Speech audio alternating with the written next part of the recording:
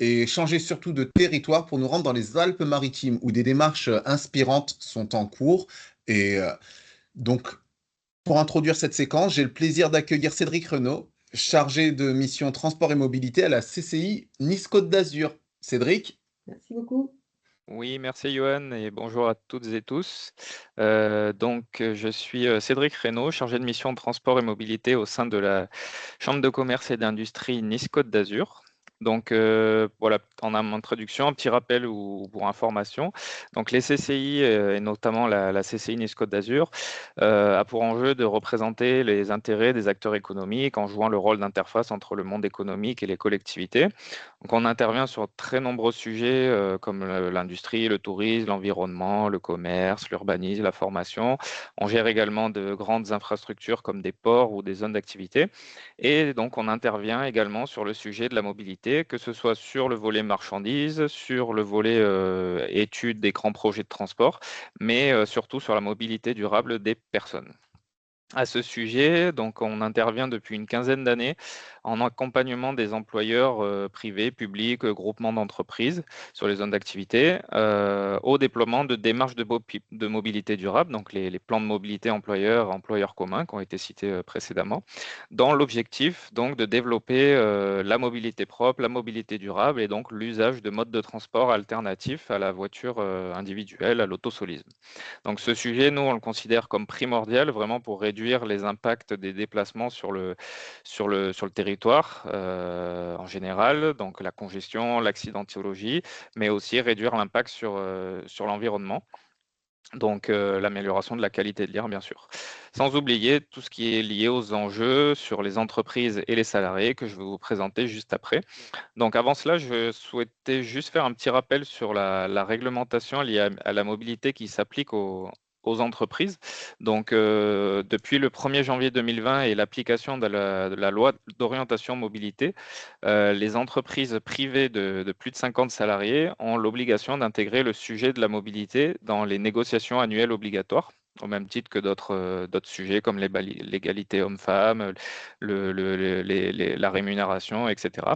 Donc l'objectif de cette réglementation est d'intégrer le sujet mobilité dans les discussions entre représentants du personnel et le côté employeur pour que les employeurs s'engagent à proposer, à mettre en place des mesures pour faciliter les trajets et notamment domicile-travail de leurs salariés, donc tout ce qui concerne la mobilité au sens large, que ce soit les indemnités financières, les infrastructures liées au vélo, au covoiturage, les horaires, le télétravail, etc. En- Par rapport à cette réglementation, si un accord est trouvé entre les deux parties, l'accord est à déposer auprès de la direction régionale de l'économie, de l'emploi, du travail et des solidarités.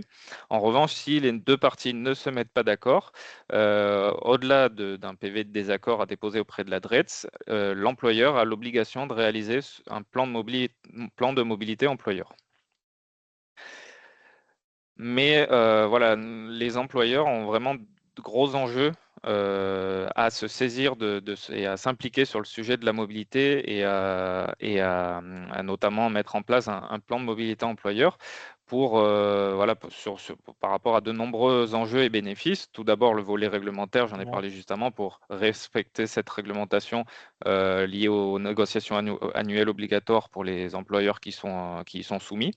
Ensuite, il y a un sujet sur le volet marque employeur, vraiment pour attirer, fidéliser les talents et répondre aux problématiques de recrutement. On a travaillé précédemment sur des sujets liés au recrutement dans le domaine de l'hôtellerie, notamment où la mobilité représente un gros souci par rapport au recrutement de personnel, de saisonniers. Il y a le volet également lié à la qualité de vie au travail des salariés, vraiment des conditions de mobilité faciles et améliorer, contribuent à réduire le stress, à réduire l'absentéisme, à améliorer la santé des collaborateurs et la productivité au travail. Il y a un gros sujet aussi sur l'image de l'entreprise, sur sa communication, que ce soit en interne, mais aussi en externe, sur son implication sur des sujets de mobilité, de démarche environnementale. Ça permet aussi de se différencier auprès de certains concurrents. Il y a bien sûr le volet lié au bilan carbone et à la réduction des émissions de gaz à effet de serre par rapport à ce poste de la mobilité, des déplacements. La mobilité représente bien sûr un axe prépondérant dans la démarche RSE des employeurs. On constate que de plus en plus d'employeurs se dirigent vers ce type de démarche et de démarche RSE avec l'objectif de se faire labelliser. Et enfin, il y a un volet aussi important sur le budget, l'économie, avec d'une part pour les salariés des gains de pouvoir d'achat, puisque on le sait, la voiture individuelle notamment coûte un certain budget au quotidien, et l'employeur également ça peut lui permettre de réduire son budget transport affecté pour le transport des salariés, notamment tout ce qui est lié au stationnement, etc. Et ça contribue à réduire son besoin de stationnement si les salariés se dirigent vers des modes de transport alternatifs. Et le plan de mobilité employeur commun, donc au-delà d'une démarche individuelle, c'est vraiment l'idée de structurer une démarche collective à l'échelle d'un territoire, d'une zone d'activité, d'un quartier. Ça a plusieurs avantages. Déjà de mutualiser les moyens et les actions, ça permet de réduire le coût des entreprises, des actions par les entreprises, et ces actions ont une plus grande envergure. Ça permet de mieux connaître les besoins collectifs, les besoins des entreprises, des salariés en termes de déplacement vers le secteur d'études. Et enfin, pour tout ce qui est lié aux demandes d'amélioration de l'accessibilité multimodale du territoire d'études, ces demandes auront plus de poids, plus de représentativité, puisqu'elles concerneront davantage d'entreprises, davantage de salariés. Donc nous, comme je le disais en introduction, à la Cécine Côte d'Azur, on accompagne les employeurs depuis une quinzaine d'années sur ce sujet-là, et on a développé au fil du temps une démarche d'accompagnement et d'études qui se décline en 6 grandes phases. Donc, il y a 4 premières phases qui sont liées vraiment à la connaissance et au diagnostic, à l'état des lieux de la mobilité vers le territoire d'études, avec une première phase qui consiste à analyser la répartition des lieux d'habitat des salariés, des agents, des actifs, en procédant à une géolocalisation de manière totalement anonyme du domicile de ces personnes, ce qui nous permet ensuite d'analyser les lieux d'habitat, les poches de vie des salariés qui se rendent vers leur lieu de travail, vers la zone d'activité en question. Ensuite, la seconde phase, ça va être de la réalisation d'une enquête de mobilité à l'attention des salariés, donc une enquête en ligne destinée à comprendre les habitudes de déplacement actuelles, les horaires de travail, les soucis rencontrés dans les problématiques de déplacement, le mode de transport utilisé, et une seconde phase de cette enquête qui vient collecter, recueillir les besoins, les attentes en matière de mobilité alternative, donc les mesures qui permettraient à des utilisateurs actuels de la voiture de passer vers des modes de transport alternatifs. Et en complément de cette enquête salariée, on réalise aussi un recueil de données complémentaires auprès des employeurs pour déjà mesurer, comprendre quel est le niveau d'implication sur le sujet mobilité au sein de chaque employeur. Que ce soit sur le volet indemnité financière sur la mobilité des salariés, les équipements et infrastructures de stationnement pour les vélos, pour le covoiturage, ou encore est-ce qu'il y a des actions de communication, d'animation, de formation qui sont mises en place à l'attention du personnel sur ce sujet mobilité. En troisième phase, on va réaliser un diagnostic de l'accessibilité multimodale, que ce soit en vélo, en transport en commun, également à pied. On va regarder donc quelles sont les solutions existantes pour accéder à notre territoire d'études. Et en complément de ça, on va étudier les potentiels utilisateurs de ces modes alternatifs, donc pour étudier notamment le report modal.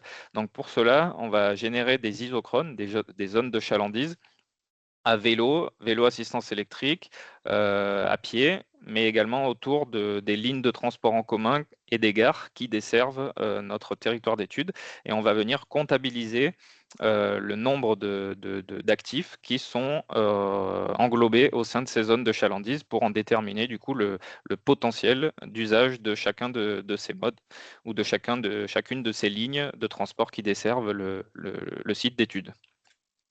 Et en dernière phase, côté diagnostic, on va restituer toutes les données qu'on a étudiées et collectées dans les 3 premières phases. On va les restituer sur un outil de data visualisation en ligne qui voilà, vient reprendre les points de géolocalisation des salariés, les résultats de l'enquête mobilité, les lignes de transport, les pistes cyclables, etc.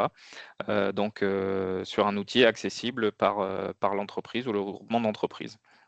Et donc voilà, toute cette ces phases de diagnostic nous permettent d'identifier les lieux d'habitat, l'accessibilité, mais aussi les problèmes rencontrés, les problèmes d'accessibilité de notre territoire d'étude, ce qui nous permet ensuite de passer aux 2 dernières phases sur la partie plus opérationnelle et recommandations.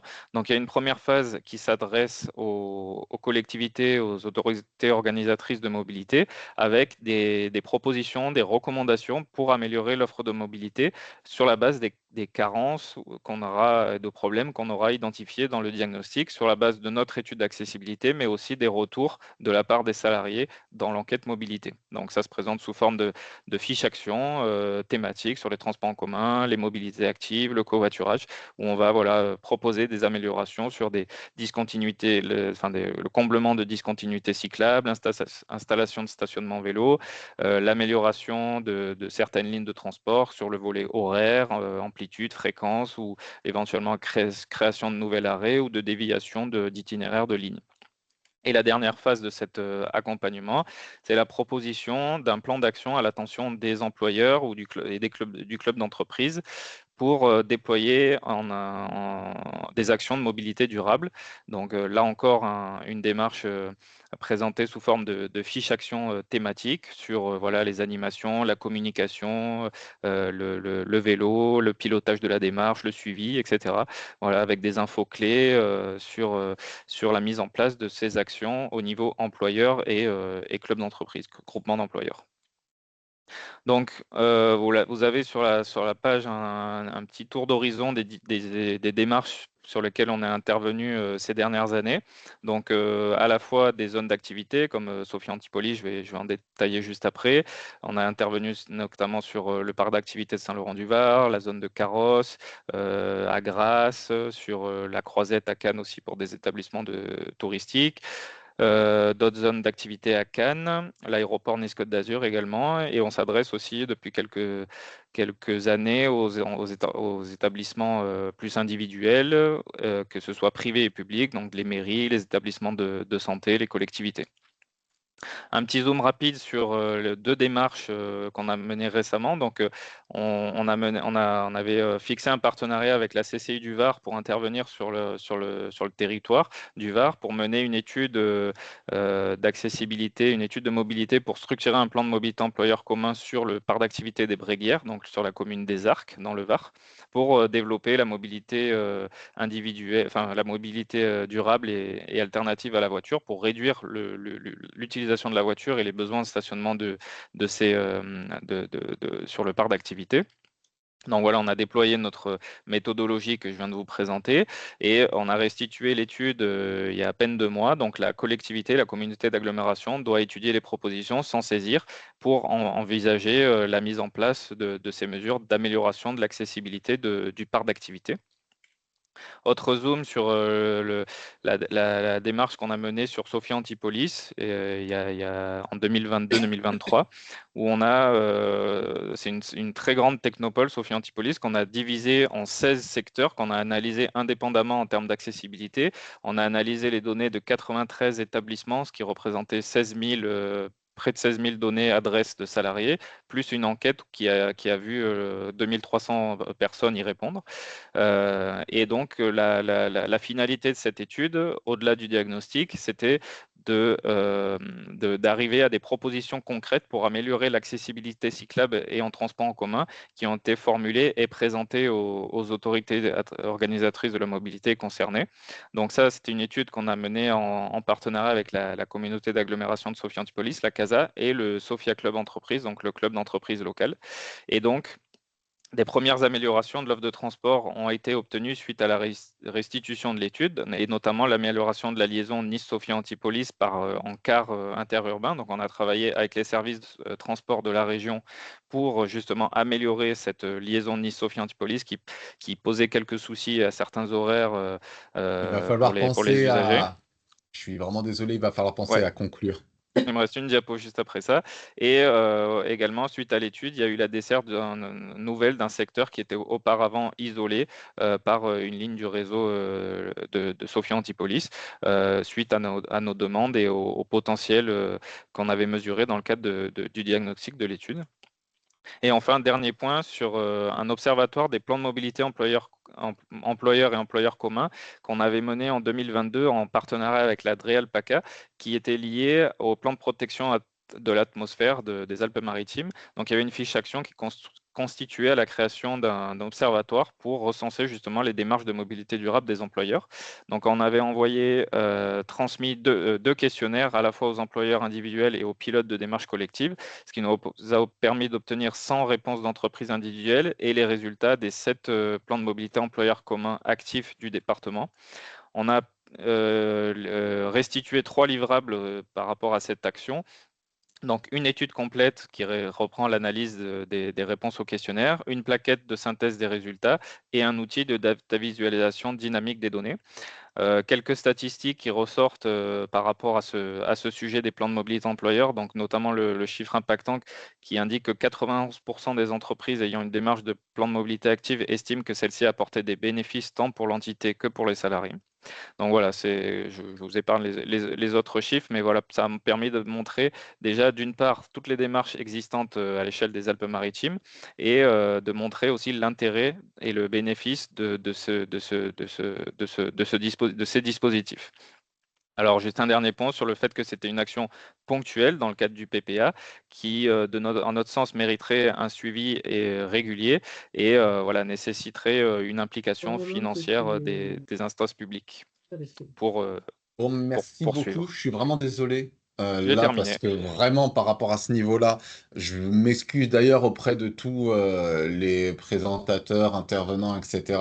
Mais il est important quand même de pouvoir laisser la parole à tout le monde. Donc c'est la raison pour laquelle je ferai un petit peu la police du temps. C'est important de pouvoir respecter ces moments-là. Donc mes excuses, mais c'est quand même important de respecter ce cadre. Donc, merci beaucoup pour ces éléments. Nous poursuivons maintenant avec un focus sur les flux de déchets interentreprises, un enjeu à la fois logistique et économique. Donc, j'accueille Marc Rayola, président du club Induspark, qui va nous présenter les actions au sein de la zone industrielle Carrosse-le-Broc. C'est pour 10 minutes. Un grand merci.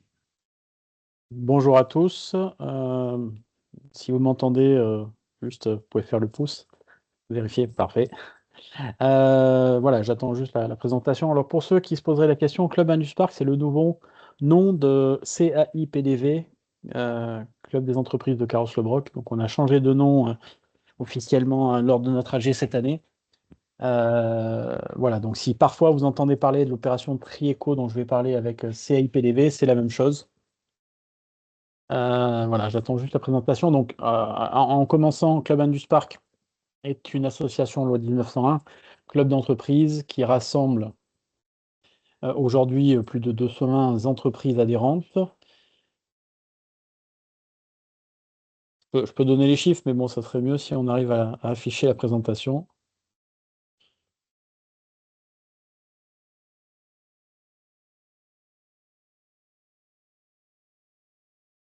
Parfait, donc on peut passer. Voilà, donc la zone industrielle de Carrosse-le-Broc dans les Alpes-Maritimes est au sein du territoire de la métropole Nice-Côte d'Azur et c'est d'ailleurs la plus grosse zone d'activité industrielle de la métropole Nice-Côte d'Azur. Slide suivant, s'il vous plaît. Voilà, donc le club des entreprises, on va juste revenir en arrière, a été créé en 1990. On a 25 ans d'existence. 220 entreprises membres, en fait, ça fait un peu plus, puisqu'il y a des fois des établissements, il y a plusieurs établissements. Pour information, on a pas loin de 570 établissements présents sur la zone.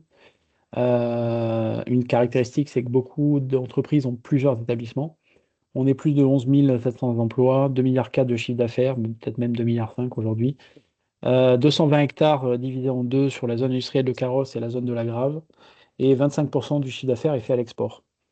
C'est un tissu économique très diversifié puisque on a de l'industrie, de l'artisanat, de la logistique, du commerce. Ça, c'est une des caractéristiques. On n'est pas comme certains secteurs, je pense à Sofia, plutôt tech, ou Grasse, plutôt parfum. On est vraiment tout secteur d'activité avec quelques leaders forts qui sont Schneider, Virbac, Arco Pharma, Malongo, pour ne pas les citer. Slide suivant. Le Club des entreprises a 6 grandes activités. Je vous les fais très très rapidement. On a parlé de plan de mobilité tout à l'heure, et d'ailleurs on travaille avec la TCI sur un certain nombre de sujets mobilité, et on a lancé une enquête mobilité, donc qui s'appelle Simone, Carrosse Intermobilité nouvelle génération. On a effectivement Tri-Eco, je vais en reparler, qui est une opération mutualisée de tri et collecte des déchets, un service social d'interentreprise, une commission emploi-formation, un CSE mutualisé pour la partie, on va dire, avantage pour les salariés, hein, qui fonctionne très très bien, qui est d'ailleurs un prestataire local, et puis une commission sport et bien-être. Je passe puisque ce n'est pas l'objet du jour. Par rapport à Tri-Eco, donc slide suivant.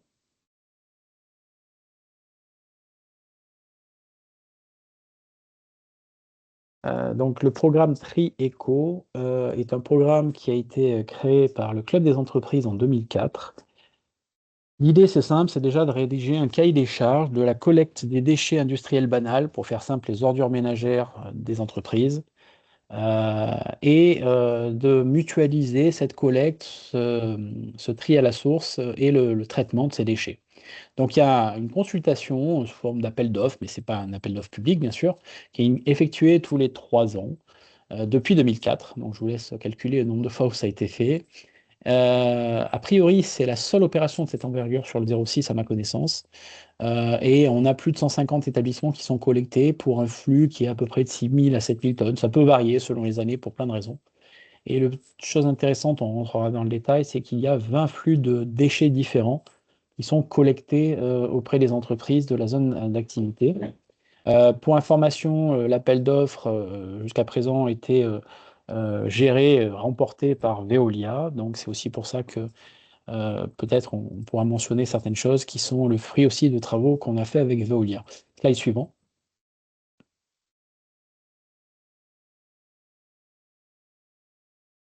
J'ai mis dans le slide, alors je ne sais pas si ça sera diffusé, mais en tout cas le respect de la réglementation. L'un des points d'attention que je voudrais partager avec tous les participants aujourd'hui, c'est que bien souvent les entreprises n'ont jamais traité vraiment leurs déchets d'une façon structurée, pour la simple et bonne raison que la plupart du temps les collectivités ont finalement un peu suppléé aux obligations des entreprises. Or, il y a un certain nombre de textes réglementaires qui, depuis même fin des années 90, avec les premiers Grenelle, fixent les réglementations.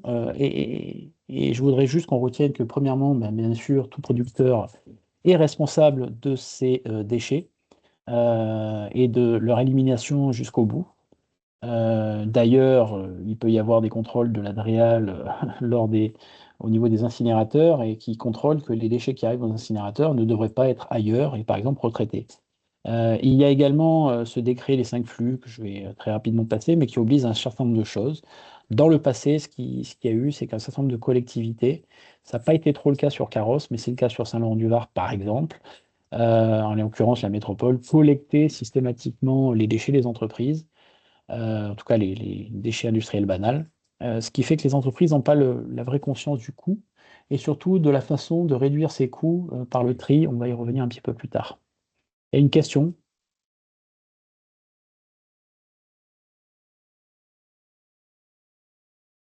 Non, quelqu'un a levé la main, mais bon, ok. Alors, l'opération Tri-Eco est une opération privée dont l'ingénierie est celle du club, hein, donc c'est une opération issue du club des entreprises. Les avantages, en fait, c'est simple, c'est de mettre à disposition de toutes les entreprises, y compris les plus petites, à la fois les tarifs et la technicité de la collecte des déchets, dont certaines grosses entreprises, peut-être seules, pourraient bénéficier, encore que.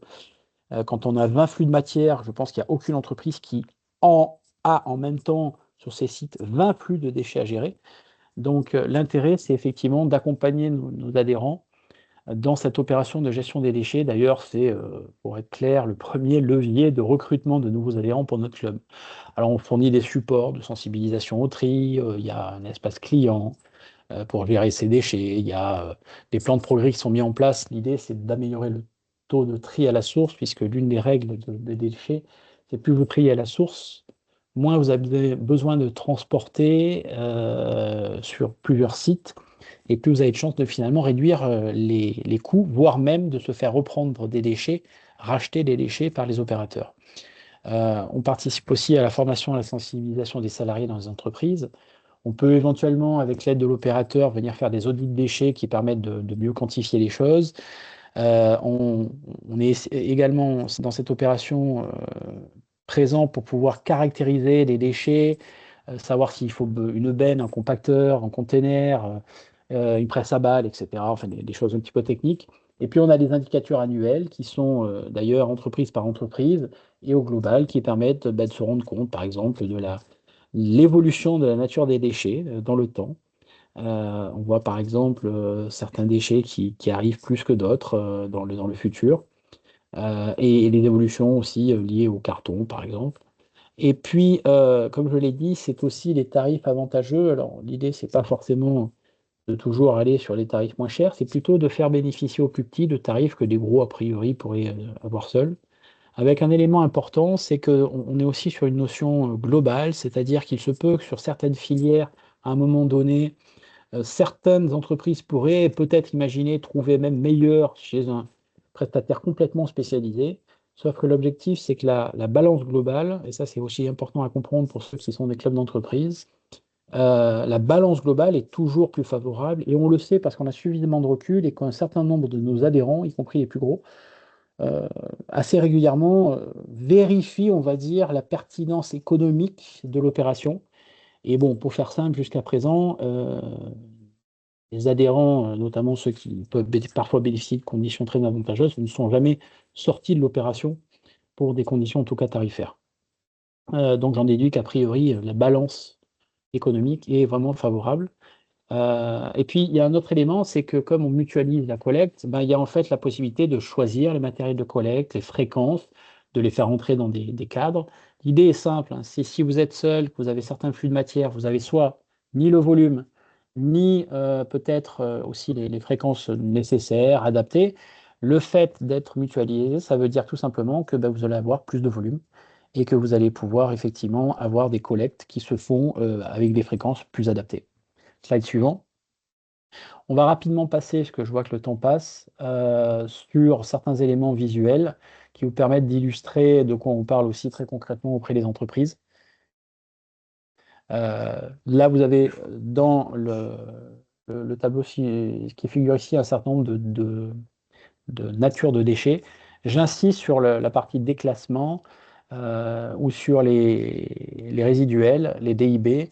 En fait, quand vous êtes sur du déclassement ou du DIB, ça veut dire qu'en gros, c'est ce qui vous coûte le plus cher. Donc notre objectif, vous voyez, c'est d'obtenir le plus possible une répartition de déchets triés à la source qui s'oriente vers 60%. Là, on avait un chiffre 2023 pour être très, très clair. Mais en tout cas, notre objectif, c'est de trier le plus possible à la source, puisque c'est la première source d'économie. Slide suivant. L'une des clés, c'est aussi d'être capable de traiter ces déchets triés le plus possible dans des sites le moins distants. Donc ça, c'est un des avantages parfois aussi qu'a pu avoir Veolia, c'est qu'ils avaient beaucoup investi dans le temps. Et ils ont un certain nombre de sites qu'ils gèrent directement. C'est vrai que c'est un avantage, et quand on traite les déchets, parfois on a un peu trop tendance à oublier que c'est pas admissible d'envoyer ces déchets à l'extérieur de son département, voire à l'étranger. Ça c'est mon point de vue. C'est un gros débat et les gens n'en ont pas conscience, encore moins les particuliers. C'est un peu inadmissible de se dire qu'il y a certaines natures de déchets, je pense par exemple à des déchets de type végétaux, enfin déchets de Syrie, qui partent par exemple en Suède. Voilà, ça c'est le cas chez nous. Je ne parle pas de l'opération, mais je parle des Alpes-Maritimes. Slide suivant. Vous allez trouver cette signalétique sur les bacs, concrètement, les bennes, les bennes ordures, dans les entreprises. En particularité, les bennes, les collectants sont dans les entreprises. Et vous allez avoir un certain nombre de filières. Donc vous voyez, j'attire l'attention sur le CSR. Le CSR, c'est une réponse en partie à la fois aux besoins de certaines industries comme les cimenteries, je vous la fais simple, qui brûlent des combustibles à haut pouvoir calorifique, et qui est aussi la problématique du tri avec les déchets résiduels, où parfois les déchets sont en mélange. Veolia avait eu l'idée de créer ce flux qu'ils ont appelé CSR, combustible solide de récupération, qui permet de mélanger les flux qui a priori viennent de matières un petit peu différentes, mais qui, une fois réduits en des sortes de granulats et de plaquettes, permettent de devenir des combustibles à très haut pouvoir calorifique. Je passe parce que le temps tourne. Super. Parce que Voilà, ça commence. mais ça vous permet, juste déjà visuellement, vous voyez qu'il y a quand même un visuel qui permet assez simplement de comprendre de quoi on parle. Il y a un guide de tri, là aussi, pour vous être communiqué. Ce guide de tri, il est intéressant puisque c'est quand même, en gros, est-ce que j'ai le droit de mettre dans un bac à papier, par exemple, des papiers qui sont des papiers journaux? Non, en fait, quand on parle de papier, on parle souvent de papier blanc, par exemple. Les cartons, bah, il y a une différence entre les cartons sales et propres. Un carton, théoriquement, si on veut qu'il soit racheté, il faut qu'on enlève le scotch plastique, par exemple, et qu'il ne soit pas souillé par des matières. Sinon, bah, c'est un autre flux. C'est pour ça qu'on parle aussi de 20 filières. Voilà, vous avez d'autres noms de filières, vous le voyez. Et toujours est-il que ce guide de tri, c'est un outil fondamental pour pouvoir aider les entreprises et les salariés à faire le tri. Et le dernier point, et j'en clôturerai là, c'est une démarche collective. Donc, il est ultra important qu'on comprenne que si vous n'avez pas 3, 4, 5 entreprises qui ont la volonté de faire ça collectivement, ce n'est pas une seule personne ou même un club d'entreprises qui le fera seul, puisqu'il faut derrière des entreprises relais. C'est un vrai changement de mentalité pour un certain nombre d'entreprises, puisque vous devez former vos salariés à gérer les déchets, à les trier. C'est une contrainte au départ. Par contre, pour faire simple, bah, les gens qui sont dans l'opération, en fait, ça ne ressortent pas. Et en général, les gens qui y rentrent, on leur enlève une épine du pied. Merci pour votre attention. Merci beaucoup.